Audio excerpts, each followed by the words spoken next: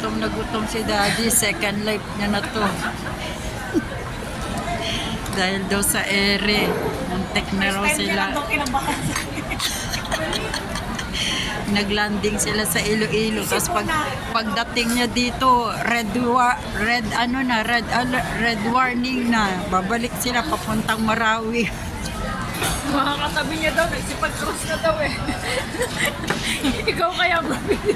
Hindi, yung mga katabi mo din, nagsign na ng cross. Ginoo, sus Mariusip. Pero isa naman tulog ng tulog. Pagising niya, sana tayo. Hindi ko, dadaydik na tayo. Hukong yan naman. Salamat nakarating na Heidi. Grabe intay namin. Dumating siya mag-aan 3:40. Dapat 11 ang dating niya. Salamat Lord. Pray lang talaga kami. Red alert na dito. Alert warning.